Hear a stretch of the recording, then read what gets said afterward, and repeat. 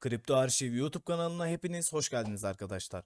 Bugün sizlerle beraber orta vadede 5x, 10x yapabileceğini düşündüğümüz Binance Altcoin sepetini inceleyeceğiz. Hazırsanız videomuza başlayalım.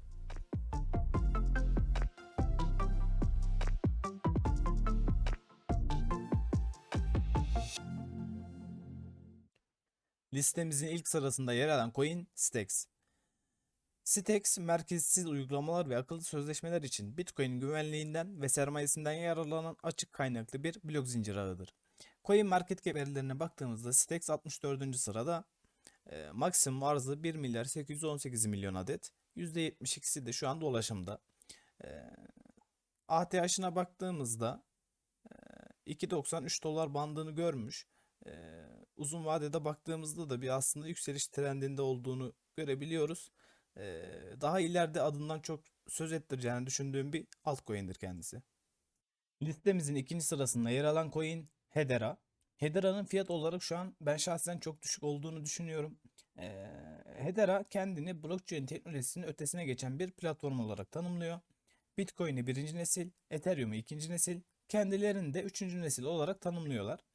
Boeing, DLA, Google, IBM, LG gibi firmaların olduğu büyük bir topluluk tarafından yönetiliyorlar. CoinMarketCap verilerine baktığımızda 34. sırada, toplam arzı maksimum arzı 50 milyar adet. Şu anda da %40'ı dolaşımda. ATH seviyesine baktığımızda 57 sent civarlarını görmüş. Şu an 17 sent. İleriki dönemde o 57 centleri kırıp daha yükseklerde görebileceğimi düşündüğüm bir coin kendisi. Listemizin 3. sırasında yer alan coin ise Cosmos ekosisteminde yer alan Secret Coin. Secret Coin, akıllı sözleşmeler için veri gizliliğine sahip bir blok zinciri olan Secret Network'ün madeni parası. Secret Network hem izinsiz hem de gizliliği koruyan uygulamalar oluşturup kullanmamıza olanak sağlıyor. 2022 yılında merkeziyetsizlik ve gizliliğin ön planda olacağını düşündüğüm için bu coin'i sepetimize ekledim.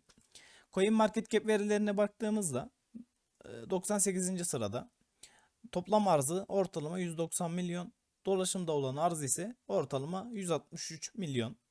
Grafiğini incelediğimizde ATH'ı ortalama 8,5-9 dolar bandında. e, En kötü senaryoda bu coin'in 2-3x yapabileceğini düşünüyorum. Listemizin 4. sırasında yer alan coin ise DSR. DSR, blockchain üzerine kurulmuş merkezsiz yönetim ağı oluşturmak için tasarlanmış bir ekosistem. Dediğim gibi merkeziyetsizlik 2022'de çok popüler olacağını düşünüyorum. CoinMarketCap verilerine baktığımızda 88. sırada olan bir coin. Maksimum arzı 21 milyon. Toplam arz 13 milyon 964 bin 573. Dolaşımda şu anda %66'sı var.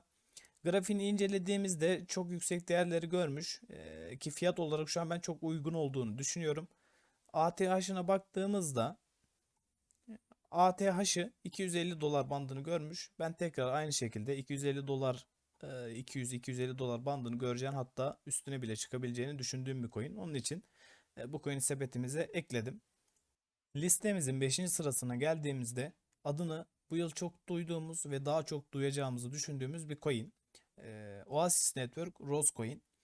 Rosecoin gizlilik odaklı ve açık finansmana sahip bir blockchain projesi. CoinMarketCap verilerine baktığımızda 95. sırada, maksimum arzı 10 milyar adet. Şu anda %35'i dolaşımda. Grafiğine baktığımızda şöyle şuralarda ATH yaptığını görüyoruz. 56 sent. Tekrar buraları göreceğini, hatta yeni Solana, yeni AVAX olma yolunda hızlıca ilerlediğini düşündüğüm bir coin kendisi. Listemizin 6. sırasında ise Kadena var. Kadena, gene Roz gibi geçen aylarda adını çok duyduğumuz bir coin. Yenilikçi ve hızlanarak büyüyen bir ekosistemleri var. Kadena DAO gibi yenilikleriyle büyümelerine hız kazandırdıklarını düşünüyorum. Ee, Şu anda fiyatı 4,71 dolar bandında. CoinMarketCap verilerine baktığımızda 92. sırada 1 milyar adet arzı var. ATH'ı da 22 dolar, 24 dolar civarı. Tekrar aynı fiyatları göreceğini düşünüyorum ben. Alıp tutulması gereken en güvendiğim projelerden birisidir kendisi. Listemizin 7. sırasında yer alan coin ise CVX. CVX, Convex Finance adındaki stabil coin borsası üzerine kurulmuş bir DeFi platformu.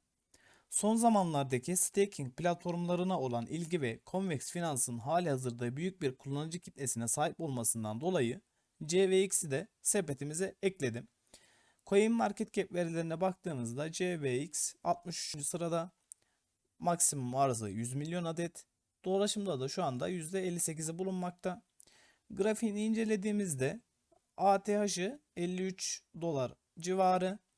Önümüzdeki aylarda tekrar o fiyatları zorlayacağını düşündüğüm bir coin. Evet, listemizin son sırasında yer alan coin ise Celo.